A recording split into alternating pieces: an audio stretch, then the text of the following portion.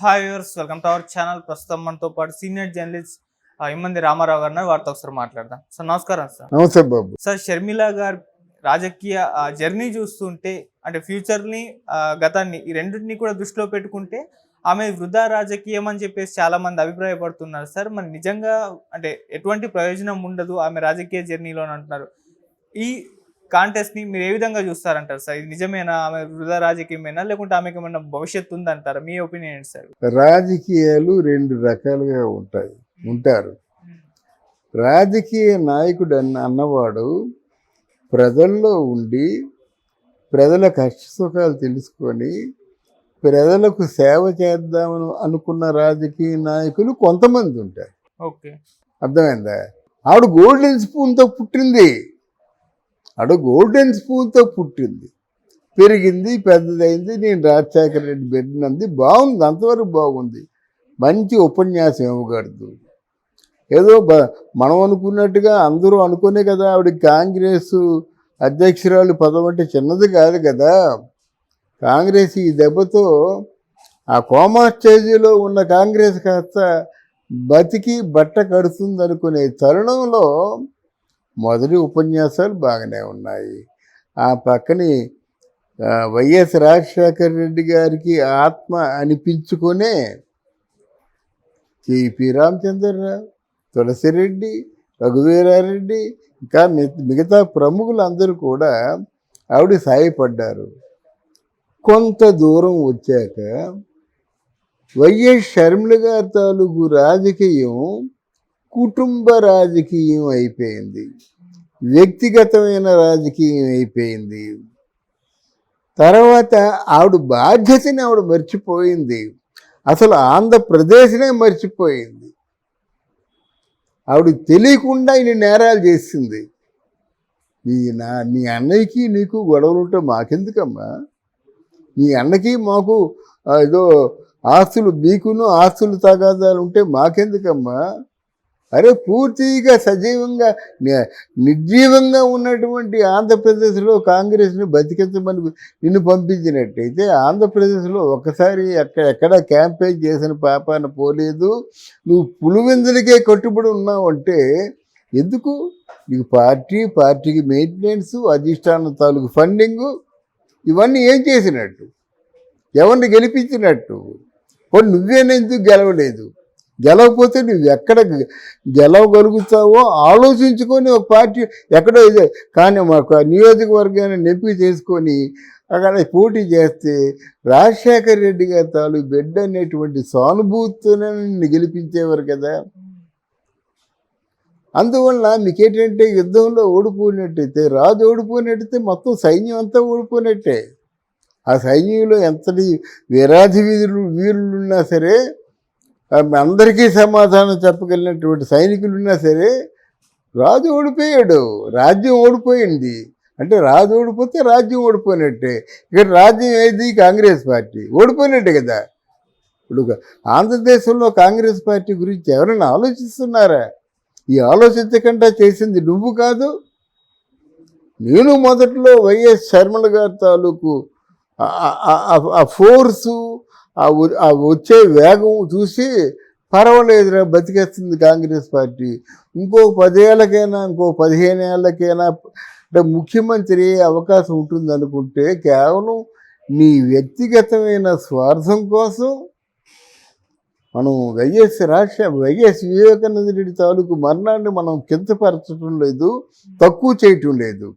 అంటే ఆంధ్ర రాష్ట్రంలో ఎంతోమంది చచ్చిపోయారు. వాడికి నువ్వు నువ్వు ఆ కల్ప్రిట్స్ని బయటికి లాగు, ఎవరైతే హంతకులో వాళ్ళు బయటికి లాగు. అంతేగాని అంటే ఆంధ్రప్రదేశ్లో కాంగ్రెస్ అంటే ఓన్లీ పులివెందులు కాదు, ఈ మిగతా ప్రాంతాల మీద దృష్టి పెట్టకపోవడం షర్మిల చేసిన 100% రాంగ్. ఇప్పుడు ఆంధ్రదేశంలోకి వెళ్తే ఏమి వెళ్తుందండి? ఏమి నడుగుతుందండి? ఇక్కడ సజావుగా పరిపాలించే 2 పెద్దలు ఉన్నారు. ఎవరు? చంద్రబాబు నాయుడు, పవన్ కళ్యాణ్ను. వాళ్ళని గౌరవించే వ్యక్తిత్వం నీకుంది. వాళ్ళంటే ఎట్టి పరిస్థితుల్లో కూడా శత్రుత్వ ధోరణి లేదు. చంద్రబాబుని గౌరవిస్తావు, పవన్ కళ్యాణ్ని గౌరవిస్తావు. ఒకానొక సందర్భంలో పవన్ కళ్యాణ్ అన్న నన్ను రక్షించనేటువంటి మాటలు కూడా వచ్చాయి. ఇప్పుడు వాళ్ళని ఎలా తిడతావు? తిడితే కానీ మీకు ప్రజలు నమ్మరు కదా. ఉపన్యాసాల ధోరణి ఉండాలి, ఆ తర్వాత ఏమో మీ తాలూకు కార్యాచరణ ఉండాలన్నమాట. ఇంత గొప్ప గోల్డెన్ స్పూన్తో పుట్టినటువంటి ఎన్ని కష్టాలు పడుతుందిరా, తిండి లేక, తిప్పలు లేక, అన్నం లేక, ఆహారం లేక అని ప్రజల్లో ఒక మార్పు రావాలి. ఆ మార్పుని తీసుకొచ్చిన వాడే పవన్ కళ్యాణ్. ప్రజల్ని డబ్బుతో కొనలేరండి, ప్రేమతో కొనగలరు. అది బాగా ఫాలో అయ్యాడు పవన్ కళ్యాణ్. ఎందుకంటే డబ్బుతో ఎంతకైనా కొంటారు? జవహర్లాల్ నెహ్రూ ఉన్నాడు, మరి గాంధీ మహాత్మా ఉన్నాడు, జవహర్లాల్ నెహ్రూ కప్పెట్టినంత డబ్బుతో ఉన్నాడు. మరి జనం మనసును గెలుచుకోలేకపోయాడు కదా. మహాత్మా గాంధీ ఎందుకు గెలుచుకున్నాడు? ఆయనకి ఇల్లు వాకే లేదు, పిల్లలు లేరు, ఎవరూ లేరు. నిరంతరం నా దేశం, నిరంతరం నా ప్రజలు, ఏదో బానిస సంఖ్యలు, ఇవి తప్ప ఇంకేమి లేవు కనుక ఆయన నాయకుడయ్యాడు. నెహ్రూ ఆయనకు వచ్చినటువంటి పదవిని అందిపుచ్చుకొని ఎన్నో ప్రణాళికలు, అందులో పంచవర్ష ప్రణాళిక ఒకటి గొప్ప ప్రణాళిక, ఎన్నో బ్యారేజీలు, నాగార్జున సాగర్లు, ప్రకాశ్ బ్యారేజీ, అప్పుడు సర్ ఆర్థర్ కాటన్ చేత ఏమో రాజమండ్రి బ్యారేజీ, ఇటువంటి దీర్ఘకాలిక ప్రయోజనాలున్న పనులు చేశాడు. కాబట్టే 18 ఏళ్ళు నిరాకంఠంగా ప్రధానమంత్రి అయ్యాడు. ఆ పని నువ్వు చేస్తున్నావా? ఎవరైనా చేస్తున్నారా?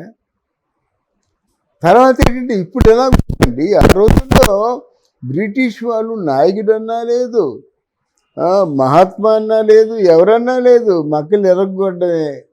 జవహర్లాల్ నెహ్రూని కూడా చెద్దగొట్టిన రోజులు ఉన్నాయి.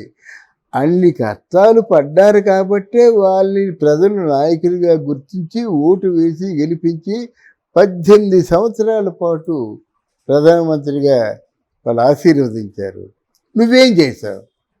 చెడ్డం ఒకటే రాజకీయం అనుకుంటున్నావా?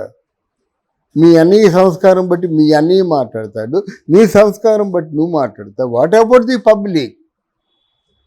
నువ్వు కానీ మీ అన్నయ్య కానీ ఏమైనా చేశారా? ఇప్పుడు వచ్చి ప్రజల ముందుకు వచ్చి ఏం మాట్లాడుతుందండి? అంటే ఆ తెలుగుదేశం పార్టీని ఇక్కడ జనసేన పార్టీ దుర్మార్గులు, దుష్టులు పరిపాలన చేయడం చేతగాకు కాంగ్రెస్ పార్టీకి ఒక అవకాశం నడుద్దా? అడిగితే ఊరుకుంటారా? అందువల్ల వైఎస్ షర్మిల తాలూకు రాజకీయ ప్రస్థానం వృధా ప్రస్థానం. 100కి 100 పాళ్ళు. కాంగ్రెస్ అధ్యక్షురాలు వైఎస్ రాజశేఖర రెడ్డి కూతురు, ఈ పోర్ట్ఫోలియో అన్నీ లేకుండా ప్రజలకి నిస్వార్థంగా సేవలు అందిస్తే అప్పుడు ప్రజలు ఆలోచించుకుంటారు. అందాక మాత్రం వైఎస్ షర్మిలది అంటే దాన్ని ఏమంటారంటే వృధా ప్రయాసం.